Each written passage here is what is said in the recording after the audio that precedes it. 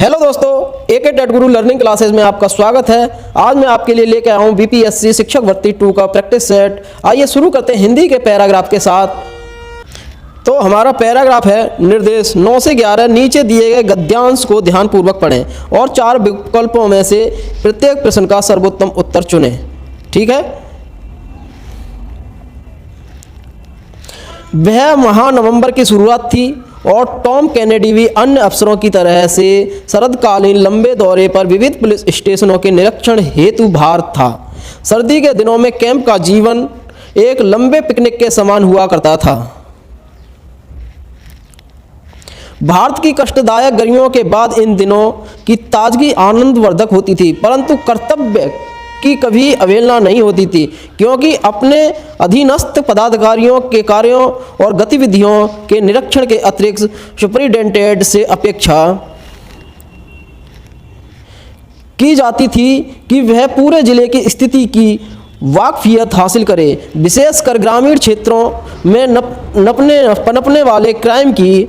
उसको इस दौरे के मध्य शिकार के उत्तम अवसर मिला करते थे। येलोपुर में चूंकि कुछ अच्छे जंगल थे, अतः कनेडी यहाँ बेहतर शिकार की आशा में आया था। चलिए, तो पहला क्वेश्चन है हमारा, सर्दी के दिनों में कैंप टॉम कैनेडी को अच्छा क्यों लगते थे? अच्छा क्यों लगा करते थे? तो पहला ऑप्शन है मौसम का आनंद मिलने के कारण, पिकनिक के समान होने के कारण, कष्टदायक के होने के कारण।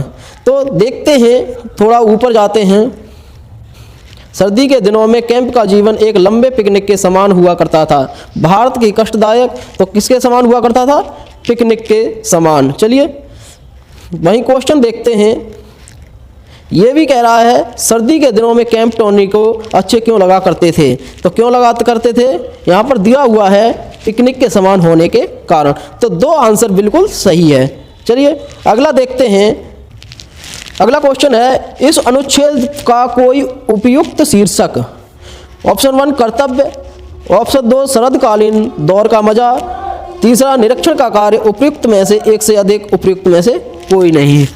तो ये आंसर इसमें होगा उपयुक्त में से एक से अधिक, क्योंकि यहाँ निरीक्षण का कार्य भी चलता था और शरदकालीन दौर का मजा भी होता था और कर्तव्य भी था। तो ये सभी चारों बिल्कुल सही है, चौथा ऑप्शन। चलिए अगला क्वेश्चन देखते हैं।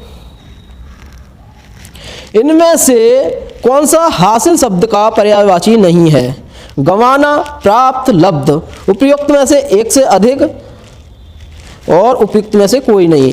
तो अगर देखें एक से अधिक हो यानी 2 हो तो ऑप्शन 4 लगा सकते हैं। यानी कोड का कोई मसला इन क्वेश्चनों में यानी बीपीएससी में नहीं है। जैसे कभी कभी सॉल्वर 2-2 ऑप्शन दे देता है और हमें कोड में जाना पड़ता है, इसीलिए बीपीएससी ने 4-5 ऑप्शन दिए हैं, उपयुक्त में से एक से अधिक या उपयुक्त में से कोई नहीं।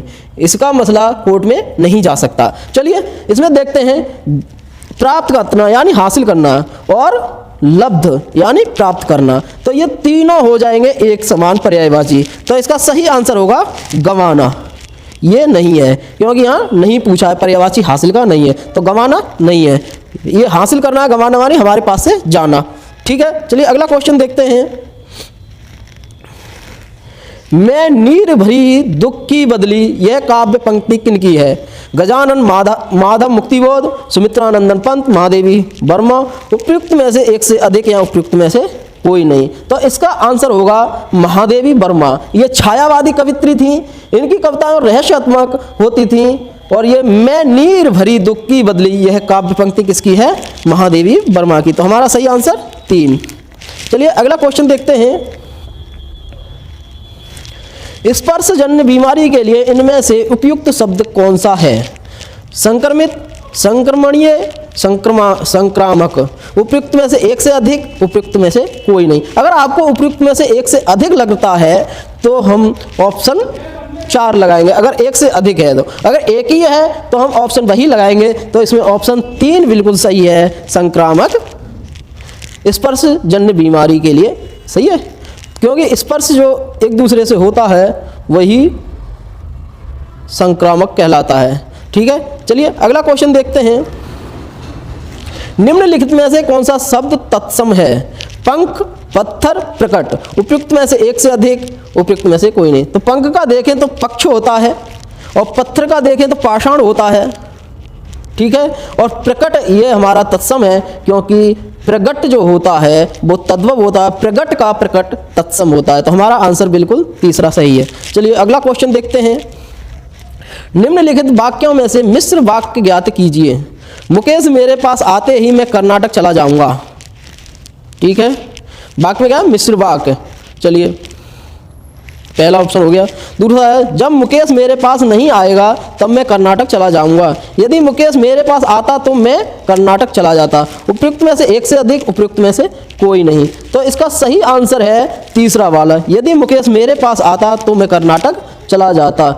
मिश्र वाक्य में एक प्रधान उपवाक्य तथा एकाधिक आश्रित उपवाक्य होते हैं। उदाहरण यही है, यदि मुकेश मेरे पास आता तो मैं कर्नाटक चला जाता। चलिए अगला क्वेश्चन देखते हैं। ये भी ध्यान रखना, ये चौथा ऑप्शन है वो कब लगाना है मैं बता चुका हूं।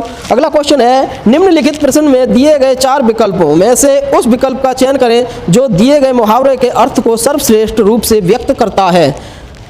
अंत बिगाड़ना, ठीक है, मुहावरा है अंत बिगाड़ना।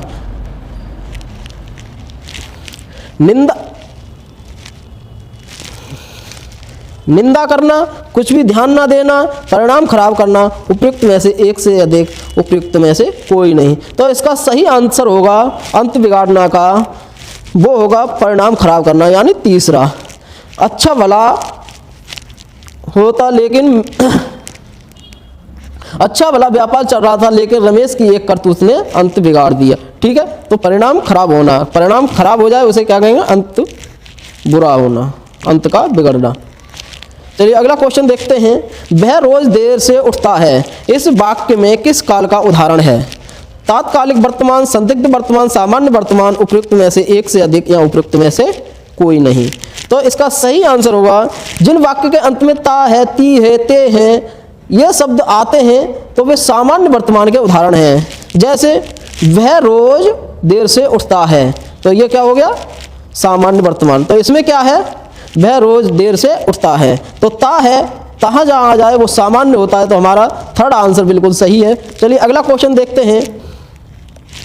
जिस क्रिया का फल कर्ता पर ना पड़कर कर्म पर पड़े उसे कौन सी क्रिया कहते हैं? सकर्मक क्रिया, अकर्मक क्रिया, पूर्वकालिक क्रिया। तो इसका सही आंसर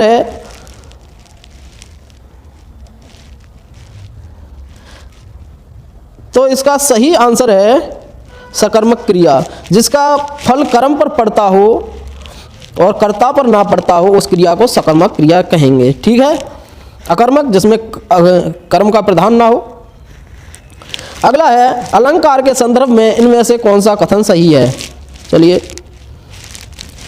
तात्पर्य मात्र के भेद से शब्द और अर्थ दोनों की पुनरुक्ति को लोटानुप्रसार कहते हैं। श्लिष्ट पदों में अनेक अर्थों का कथन श्लेष अलंकार है। भिन्नार्थ अर्थात निरर्थक स्वर व्यंजन समुदाय की आवृत्ति को यमक कहते हैं, ठीक है। यमक में शब्द बार बार आता है। उपयुक्त में से एक से अधिक, उपयुक्त में से कोई नहीं। तो इसका सही आंसर होगा 19 का 4, उपयुक्त में से एक से अधिक। यानी जो सभी जो दिए गए हैं कथन वो बिल्कुल सही हैं। लाटा अनुप्रास कौन सा होता है? तात्पर्य मात्र के भेद से शब्द और अर्थ दोनों की पुनरुक्ति होती है। श्लिष्ट पदों में अनेक अर्थों का कथन श्लेष अलंकार है। भिन्नार्थ अर्थात निरर्थक स्वर व्यंजन समुदाय की आवृत्ति को यमक कहते हैं। तो चौथा बिल्कुल सही है, ठीक है। चलिए अगला क्वेश्चन देखते हैं।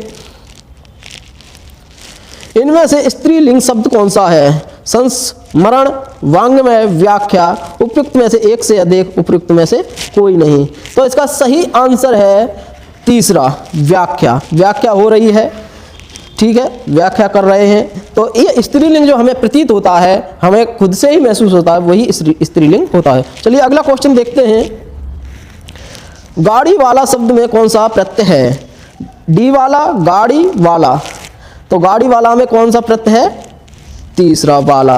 उपयुक्त में से अगर एक से अधिक हो तो चौथा लगाना, इनमें से कोई ना हो तो पांचवा लगाना, और एक ही हो तो उन्हीं 3 ऑप्शनों में से चुन रहा है। तो इनमें एक ही है वाला, गाड़ी वाला में वाला प्रत्यय लगा हुआ है। चलिए अगला क्वेश्चन देखते हैं। अंकुश ना मानना मुहावरे का अर्थ क्या है? ना डरना, खुश होना, पाबंदी लगाना, उपयुक्त में से एक से अधिक, उपयुक्त में से कोई नहीं। तो इसका सही आंसर है पहला, ना डरना, अंकुश लगाना, अंकुश ना मानना। ठीक है, तो ना डरना, किसी भी राजा वगैरह का अंकुश जो नियम है, सिद्धांत है, उनको ना मानना, तो वो ना डरना हो जाएगा। अगर वाक्य प्रयोग करें, आजकल के बच्चे बड़ों का अंकुश नहीं मानते। ठीक है, चलिए अगला क्वेश्चन देखते हैं। सर्वोपरि का सही संधि विच्छेद कौन सा है? सर्वधन उपरि, सर्वे उपरि, सा उपरि, उपयुक्त में से एक से अधिक, उपयुक्त में से कोई नहीं। तो इसका सही आंसर होगा पहला, सर्वधन उपरि, सर्वोपरि। आ और उ आ जाए तो ओ बन जाता है, ये गुण संधि का उदाहरण है। चलिए अगला क्वेश्चन देखते हैं। निम्नलिखित में से अल्प विराम चिन्ह की पहचान कीजिए। अल्प विराम ऐसे होता है, तो थर्ड बिल्कुल सही है। चलिए अगला क्वेश्चन देखते हैं। यहाँ प्रदर्शित वस्तुओं को छूना मना है, यह किस प्रकार का वाक्य है? संकेतवाचक, निषेधवाचक, विधानवाचक, उपयुक्त में से एक से अधिक, उपयुक्त में से कोई नहीं। तो वाक्य कौन सा है? प्रदर्शित वस्तुओं को छूना मना है। ठीक है, तो इस वाक्य में कौन से किस प्रकार का वाक्य है? तो इसका सही आंसर होगा 2, निषेधवाचक, क्योंकि वो छूना मना कर रहा है, एकदम संकेत दे रहा है, पूरी तरह से मना कर रहा है, तो निषेधात्मक वाक्य। चलिए अगला क्वेश्चन देखते हैं। जिस समास में दोनों पदों के मध्य से एक विशेष यानी तीसरे अर्थ का बोध होता हो, तो वह किस प्रकार का समास कहलाता है? जैसे दशानन, ठीक है, दोनों पद हैं 10 और आनंद 10 सिरों वाला, उसे क्या कहेंगे हम? रावण, यानी तीसरा अर्थ हमें निकल के आ रहा है। तो कौन सा समास हो जाएगा? बहुब्रीहि समास, बिल्कुल सही आंसर है। चलिए अगला क्वेश्चन देखते हैं। सही वर्तनी वाला शब्द कौन सा है? समिति, समिति, समिति। तो सही शब्द होगा उपयुक्त में से एक से अधिक, उपयुक्त में से कोई नहीं। अगर तुम्हें एक से अधिक लग रहा है तो उपयुक्त में से एक से अधिक लगाना, लेकिन इसका सही आंसर है समिति। ठीक है, तीसरा। अगला क्वेश्चन है, यह मेरी पुस्तक है, इस वाक्य में कौन सा कारक है? संबंध कारक, अधिकरण कारक, अपादान कारक, उपयुक्त में से एक से अधिक, उपयुक्त में से कोई नहीं। तो इसका सही आंसर होगा पहला, संबंध कारक। ठीक है, चलिए अगला क्वेश्चन देखते हैं। अगर इसके बारे में देखें, संज्ञा सर्वनाम वह रूप जिससे उसका संबंध क्रिया के साथ जाना जाता है, उसे संबंध कारक कहते हैं। जैसे का, की, रा, री, रे, ना, नी, ने आदि आ जाएं, तो यह मेरी पुस्तक में कौन सा हो गया? यह मेरी, यहाँ में सीधा सीधा देख रहा है कि यह मेरी पुस्तक है, तो संबंध कारक। चलिए अगला क्वेश्चन देखते हैं। इनमें से कौन सा शब्द आलोचना का पर्यायवाची शब्द नहीं है? समीक्षा, टिप्पणी, सोचना, तो आलोचना का पर्यायवाची शब्द नहीं है। ठीक है, तो 29 का जो तीसरा है, टिप्पणी करेंगे तो आलोचना होगी, समीक्षा करेंगे या इसकी जांच पड़ताल तो आलोचना होगी, लेकिन सोचना ये बिल्कुल तर्क है, उसे तर्क देंगे, आलोचना नहीं, तर्क। ठीक है, तर्कवादी होना चाहिए, आलोचनावादी नहीं। तालव्य महाप्राण घोष व्यंजन वर्ण का उदाहरण कौन सा है? ठा, छा, झा। तो इसका सही आंसर होगा तालव्य घोष का जा, झा, झा, यां। तो कौन सा हो गया? तीसरा। चलिए अगला क्वेश्चन देखते हैं। ऑर्गन का उपयोग सामान्यतः तापदीप्त प्रकाश बल्बों में भरने के लिए किया जाता है, क्योंकि ऑर्गन गैस है, सबसे हल्की, अविक्रियशील, अक्रिय, उपयुक्त में से एक से अधिक, उपयुक्त में से कोई नहीं। तो इसका सही आंसर होगा तीसरा, अक्रिय। ऑर्गन गैस एक अक्रिय गैस है जिसका उपयोग बिजली के बल्बों में टंगस्टन फिलामेंट के क्षरण को रोकने के लिए करते हैं। प्रकाश बल्बों में ऑर्गन का उपयोग टंगस्टन फिलामेंट्स का वाष्पीकरण को रोकता है, जिसके परिणाम स्वरूप प्रकाश बल्ब के जीवन में वृद्धि होती है। यानी प्रकाश का जो बल्ब होता है उसमें वृद्धि होती है, उसका जीवन अधिक चलता है जब ये गैस होती है। साइमन कमीशन के बहिष्कार का मुख्य कारण क्या था? जो साइमन कमीशन आया था ये एक तरह से 1928 में आया था, और ये भारत के लिए आया था, संविधान के रूप में भारतीयों के भले के लिए आया था। लेकिन इसका एक मुख्य कारण था, इसके जो 7 सदस्य थे उनमें एक भी भारतीय सदस्य नहीं था, सारे के सारे ब्रिटिश सदस्य थे। तो इस जब ये आया था, इसका जो विरोध कर रहे थे वो लाला लाजपत राय आदि लोग कर रहे थे। इसमें लाला लाजपत राय की मृत्यु हो गई थी लाठी लगने से। लेकिन मुख्य कारण क्या था बहिष्कार करने का? ये लोग तो बहिष्कार करने वाले थे, लेकिन कारण क्या था वो हम देखते हैं। इस आयोग से संबंधित लाठीचार्ज में लाला लाजपत राय की गंभीर रूप से घायल हो गए। ठीक है, मृत्यु हुई थी घायल होने के बाद, लेकिन ये कारण नहीं था इसका विरोध करने का, ये तो विरोध कर रहे थे। तो ये विरोध क्यों कर रहे थे, चलिए। इस आयोग के सभी सदस्य अनुभवी नहीं थे। अगर कोई भी होगा, चाहे विदेशी हो या देशी हो, कोई सदस्य बनाएगा तो अनुभवी ही बनाएगा, अच्छे ही बनाएगा अपनी तरफ से पूरी तरह से, तो ये बिल्कुल कारण नहीं हो सकता। ठीक है, अगला देखते हैं। इस आयोग के सभी सदस्य ब्रिटिश थे। तो मैंने बताया जो 7 सदस्य थे वो सारे के सारे ब्रिटिश थे, भारतीय कोई नहीं था। ये भारतीयों के लिए, भारतीयों के भले के लिए कमीशन बनाया गया था, साइमन कमीशन। ठीक है, तो ये बिल्कुल सही कारण है। केवल यही कारण था कि भारतीय सदस्य नहीं है, भला भले ही करो लेकिन भारतीय सदस्य नहीं है। चलिए अगला क्वेश्चन देखते हैं। दुलहस्ती पावर स्टेशन निम्नलिखित में से किस जिले में स्थित है? अनंतनाग, किश्तवाड़, डोडा। उपयुक्त में से एक से अधिक, उपयुक्त में से कोई नहीं। तो इसका सही आंसर होगा 2, किश्तवाड़। दुलहस्ती भारत के जम्मू कश्मीर में है और जो NHPC द्वारा निर्मित 300 मेगावाट का पावर स्टेशन है, 390 मेगावाट का। ठीक है, चलिए अगला क्वेश्चन देखते हैं। अम्ल वर्षा तब होती है जब वातावरण से अत्यधिक प्रदूषित होता है। पहला है SO2 और NO2, दूसरा है NH3 और SO3, तीसरा है CO और CO2। उपयुक्त में से एक से अधिक, उपयुक्त में से कोई नहीं। तो ज़्यादातर अम्ल वर्षा होती है ताजमहल के आसपास जिलों में, जो भी हैं उनमें अम्ल वर्षा होती है। होती क्यों है, इसका कारण जानते हैं। तो आइए, तो इसका कारण है सल्फर डाइऑक्साइड यानी SO2 एवं नाइट्रोजन ऑक्साइड यानी NO2 वायुमंडल में उत्सर्जित होती है और हवा वायु धारा ले जाता है। ठीक है, SO2 और NO2 जल, ऑक्सीजन व अन्य रसायनों के साथ प्रतिक्रिया करके सल्फ्यूरिक एवं नाइट्रिक एसिड बनाते हैं। तो मतलब अम्ल वर्षा कब होती है, जब SO2 और NO2 मिल जाते हैं। ठीक है, हवा में घुल जाते हैं तो ये अम्ल वर्षा करते हैं। तो ये ताजमहल का पीला रंग क्यों पड़ा है, किसके कारण पड़ा है? SO2 और NO2 के कारण, अम्ल वर्षा के कारण। चलिए अगला क्वेश्चन देखते हैं। पाक जल मरुयुद्ध मध्य किन 2 स्थलाकृतियों को एक दूसरे से पृथक करता है? उत्तरी अमेरिका और दक्षिणी अमेरिका, मलय प्रायद्वीप और इंडोनेशिया का सुमात्रा द्वीप, भारत और श्रीलंका।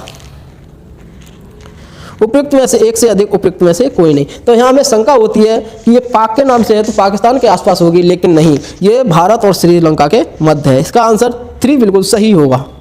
चलिए अगला क्वेश्चन देखते हैं। निम्नलिखित में से कौन से पोषक तत्व पौधों की मिट्टी में प्राप्त होते हैं? Nitrogen, hydrogen, carbon. उपयुक्त में से एक से अधिक, उपयुक्त में से कोई नहीं। तो नाइट्रोजन, हाइड्रोजन, कार्बन कौन कौन से होते हैं? तो एक से अधिक निम्न कौन से पोषक तत्व पौधों की मिट्टी से प्राप्त होते हैं? तो नाइट्रोजन प्राप्त होता है, नाइट्रोजन लेते हैं, हाइड्रोजन हवा से लेते हैं, कार्बन भी हवा से आती है, तो ये नाइट्रोजन बिल्कुल सही आंसर होगा। चलिए अगला क्वेश्चन देखते हैं। वर्तमान में किस राज्य में लोकसभा सीटों की संख्या अधिकतम है? उत्तर प्रदेश, राजस्थान, गुजरात। उपयुक्त में से एक से अधिक, उपयुक्त में से कोई नहीं। तो ये सभी को पता है कि सबसे ज़्यादा सीटें लोकसभा की कहाँ हैं? तो 80 सीटें उत्तर प्रदेश में हैं सबसे अधिक। 80 से ज़्यादा किसी प्रांत में नहीं है, किसी राज्य में नहीं है। चलिए अगला क्वेश्चन देखते हैं। निम्नलिखित में से कौन सा अल्पकालिक जलवायु प्रदूषकों से संबंधित नहीं है? Methane, ammonia, hydrofluorocarbon. उपयुक्त में से एक से अधिक, उपयुक्त में से कोई नहीं। तो इसका सही आंसर होगा 2 यानी कि अमोनिया। ठीक है, ज़्यादा परिभाषित करने का समय नहीं है, बहुत टाइम होता जा रहा है। चलिए अगला क्वेश्चन देखते हैं। निम्नलिखित में से किस पादप समूह में बीज एक अंडाशय के अंदर विकसित होते हैं जो बाद में पककर फल बन जाता है? चलिए ऑप्शन देखते हैं। टेरिटोबाइटा, अनावृत्त बीजी, आवृत्त बीजी। उपयुक्त में से एक से अधिक, उपयुक्त में से कोई नहीं। तो इसका सही आंसर है तीसरा, आवृत्त बीजी। चलो अगले क्वेश्चन देखते हैं। एंजियोस्पर्म कहते हैं इसे, आवृत्त बीजी को। इनमें से कौन सा असम का पारंपरिक शास्त्रीय नृत्य है? कथक, छऊ, सत्रिया नृत्य। उपयुक्त में से एक से अधिक, उपयुक्त में से कोई नहीं। तो इसका सही आंसर है सत्रिया नृत्य। ठीक है, असम का ये धार्मिक व सांस्कृतिक ताने बाने का आधार है। यह 8 प्रमुख शास्त्रीय भारतीय नृत्यों की परंपराओं में से एक है। चलिए अगला क्वेश्चन देखते हैं।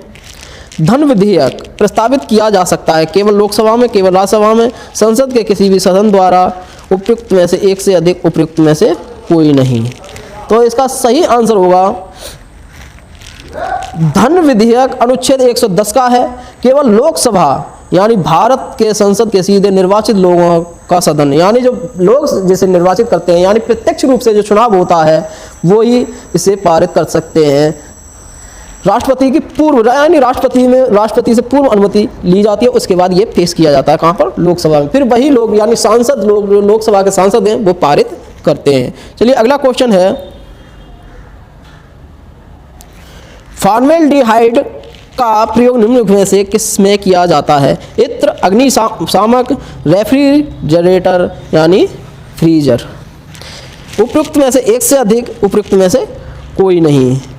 तो इसका प्रयोग किया जाता है पहला यानी इत्र में, परफ्यूम में। इसे कभी कभी परिरक्षक के रूप में सुगंध में मिलाया जाता है। चलिए अगला क्वेश्चन देखते हैं। भारतीय संविधान का कौन सा अनुच्छेद राष्ट्रपति के कार्यकाल से संबंधित है? अनुच्छेद 56, अनुच्छेद 55, अनुच्छेद 53। उपयुक्त में से एक से अधिक, उपयुक्त में से कोई नहीं। तो आइए, जो पहला आंसर है उपयुक्त 56, ये कहता है राष्ट्रपति के पद की कार्यकाल से संबंधित है। राष्ट्रपति अपने पद ग्रहण करने की तारीख से 5 वर्ष की अवधि के लिए पद धारण करता है। जिस दिन उसने धारण किया उससे 5 साल तक चलेगा। इसकी कोई आयु प्रतिबंध नहीं है। कलिंग युद्ध की हिंसा को देखकर प्रतिशोध लेने की सोच रखने वाले सम्राट अशोक का हृदय परिवर्तन हुआ और वह एक स्थिरचित्त एवं शांति प्रिय सम्राट और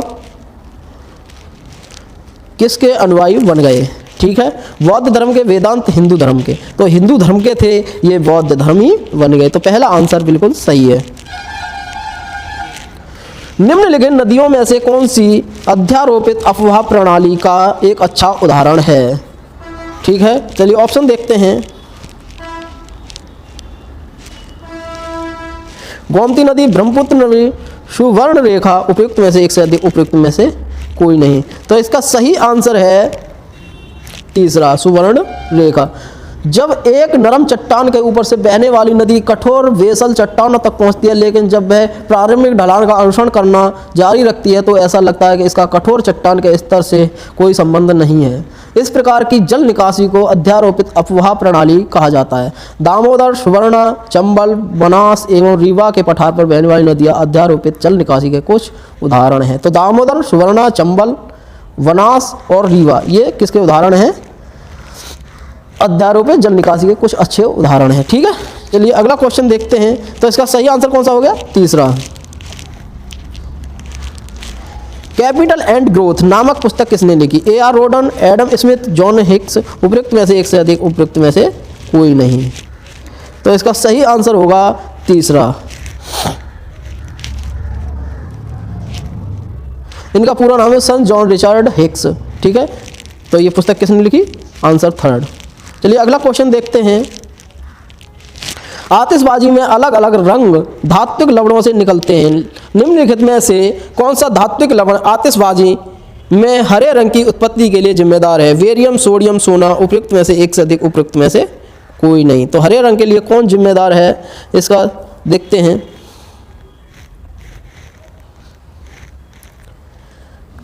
तो इसका सही आंसर है ए, क्योंकि लाल रंग स्ट्रोंशियम, नारंगी कैल्शियम, पीला सोडियम और हरा बेरियम। तो सोडियम का कौन सा हो गया? पीला।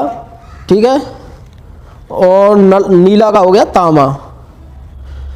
तो हमारा आंसर हो गया लाल अगर हम देखें, और पीला सोना होता है, तो सोडियम, तो सोना सोडियम। चलिए अगला क्वेश्चन देखते हैं। तो इसका आंसर हो गया पहला, हरा रंग का बेरियम होता है जिम्मेदार। भारत की पहली संश्लेषित दवा वैज्ञानिक एवं औद्योगिक अनुसंधान CSIR द्वारा विकसित की गई थी। मैथाक्वालोन, लॉडानम, एर्गोपियल। उपयुक्त में से एक से अधिक, उपयुक्त में से कोई नहीं। तो इसका सही आंसर है पहला, मैथाक्वालोन। भारत की पहली संश्लेषित दवा मैथाक्वालोन CSIR द्वारा 1950 में विकसित की गई थी, 1950 में पहली दवा। ठीक है, चलिए अगला क्वेश्चन देखते हैं। केंद्रीय पर्यावरण, वन और जलवायु परिवर्तन मंत्रालय द्वारा शुरू किए गए सामाजिक आंदोलन का नाम क्या है? Green and clean deed, great green deed, green good deed, उपयुक्त में से एक से अधिक, उपयुक्त में से कोई नहीं। तो इसका सही आंसर होगा सी, ग्रीन गुड डीड। अगला क्वेश्चन देखते हैं। किस राज्य के शासक के निर्वासन को शरीर से प्राण निकल गया कहा गया था? अवध, पंजाब, मराठा, भूमि, उपयुक्त में से एक से अधिक, उपयुक्त में से कोई नहीं। तो इसका सही आंसर है अवध। अवध राज्य के शासक निर्वासन के संदर्भ में शरीर के से प्राण निकल गया कहा गया था, निर्वासन के संदर्भ में। अगला क्वेश्चन है, निम्नलिखित में से किस रक्त समूह वाले लोगों का सार्वभौमिक प्राप्तकर्ता माना जाता है? चलिए ऑप्शन देखते हैं। B plus, A B plus, A plus, उपयुक्त में से एक से अधिक, उपयुक्त में से कोई नहीं। तो इसका सही आंसर है A B plus. A B plus रक्त प्रकार को सार्वभौमिक प्राप्त करता है, यानी सभी का रक्त ले लेता है, ये प्राप्त कर लेता है, ऐसा माना जाता। और जो ओ होता है वो सभी को दे सकता है, कोई भी रक्त समूह हो उसको दान कर सकता है, और ए बी प्लस किसी से भी ले सकता है। चलिए अगला क्वेश्चन देखते हैं। भारतीय राष्ट्रीय कांग्रेस का गठन किसने किया था? दादा भाई नारोजी, ए ओ ह्यूम, फिरोज शाह मेहता, उपयुक्त में से एक से अधिक, उपयुक्त में से कोई नहीं। तो कांग्रेस का 1985 में जन्म हुआ था, यानी स्थापना हुई थी, और ये की थी एलन ऑटकेवियन ह्यूम ने, यानी ए ओ ह्यूम। ठीक है, बॉम्बे के गोकुलदास तेजपाल संस्कृत विद्यालय में किया गया था। इसकी स्थापना कहाँ की गई थी? बम्बई संस्कृत विश्वविद्यालय। चलिए अगला क्वेश्चन देखते हैं। तो इसका सही आंसर कौन सा हो गया? दूसरा, ए ओ ह्यूम। अगला क्वेश्चन है, भारत सरकार के कौशल विकास कार्यक्रम का क्या नाम है? अटल कौशल विकास योजना, राष्ट्रीय कौशल विकास निगम, प्रधानमंत्री कौशल विकास योजना, उपयुक्त में से एक से अधिक, उपयुक्त में से कोई नहीं। तो प्रधानमंत्री कौशल विकास योजना यानी PMKVY भारत की एक कौशल पहल योजना है। यह कौशल विकास मंत्रालय और राष्ट्रीय कौशल विकास निगम द्वारा लागू उद्यमता की प्रमुख योजना है। तो किसकी है? प्रधानमंत्री कौशल विकास योजना। ठीक है, चलिए अगला क्वेश्चन देखते हैं। 1857 के विद्रोह के दौरान भारत में ब्रिटिश महिलाओं को समर्पित पेंटिंग इन मेमोरियम किसने चित्रित किया? Felice Vito, Thomas Jones Barker, John Tenniel. चलिए उपयुक्त में से एक से अधिक, उपयुक्त में से कोई नहीं। तो इसका सही आंसर है पाँचवा, उपयुक्त में से कोई नहीं, क्योंकि जो memorial 1858 sir Joseph Nobel pattern की रचना है, जो कैनवस पर एक चित्र है, यानी इसमें से कोई ऐसी नहीं है। ठीक है, तो किसकी है? Joseph Noel pattern. तो इसमें कोई ऐसा नाम नहीं है, 1858 की है। तो इसका आंसर पाँचवा। निम्नलिखित में से कौन एक टाइगर रिजर्व है? जिम कॉर्बेट राष्ट्रीय उद्यान, गिर वन्यजीव अभ्यारण्य, केदारनाथ वन्यजीव अभ्यारण्य। उपयुक्त में से एक से अधिक, उपयुक्त में से कोई नहीं। तो इसका सही आंसर है पहला, जिम कॉर्बेट भारतीय उद्यान। भारतीय उत्तराखंड में स्थित है, ये भारत का पहला राष्ट्रीय उद्यान है। इसमें वनस्पतियों के 400 से अधिक विभिन्न प्रजातियां, जीवों की 550 से अधिक भिन्न प्रजातियां हैं। ठीक है, चलिए अगला क्वेश्चन देखते हैं। निम्नलिखित में से कौन भारत की सबसे ऊंची चोटी है? Kamet, Anamudi, Mount Everest. उपयुक्त में से एक से अधिक, उपयुक्त में से कोई नहीं। तो आइए इसका सही आंसर देखते हैं। कंचनजंगा भारत की सबसे ऊंची चोटी है। ठीक है, भारत की सबसे ऊंची चोटी कंचनजंगा।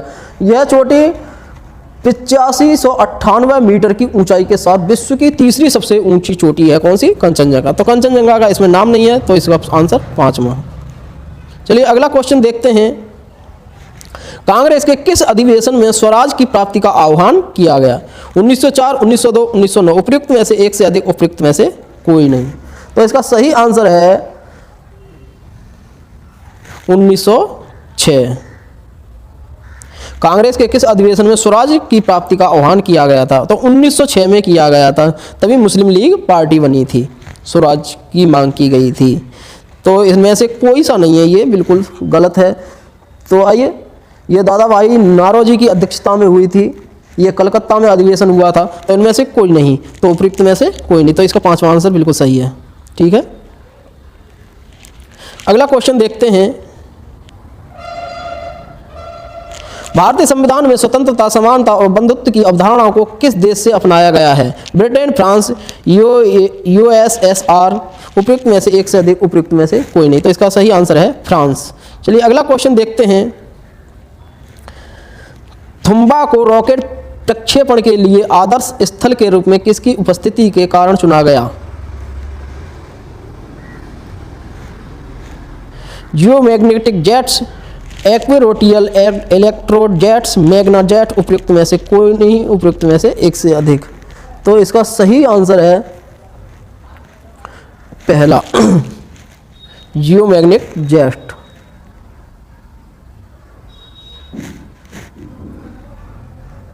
भूमध्य, तो इसका आंसर है दूसरा, एक्वेटोरियल इलेक्ट्रोड जेट्स। क्योंकि भूमध्य रेखीय इलेक्ट्रोड जेट की उपस्थिति के कारण थुम्बा और रॉकेट प्रक्षेपण के लिए आदर्श स्थल के रूप में चुना गया भूमध्य रेखा को। तो इसका सही आंसर है दूसरा। अगला क्वेश्चन है, भारतीय छात्रों के बीच वैज्ञानिक स्वभाव नवाचार बनाने के लिए केंद्र सरकार ने एक ATL प्रयोगशाला शुरू की है। ATL का फुल फॉर्म क्या है? तो ATL का फुल फॉर्म है Atal tinkering lab, applied techno lab, वैकल्पिक तकनीक लैब। उपयुक्त में से एक से अधिक, उपयुक्त में से कोई नहीं। तो ये पहला आंसर सही है, ATL, अटल टिंकरिंग लैब के रूप में। ATL एक ऐसा कार्य क्षेत्र है जहां युवा मस्तिष्क अपने विचारों को स्वयं करें और दृष्टिकोण के माध्यम से आकार दे सकता है।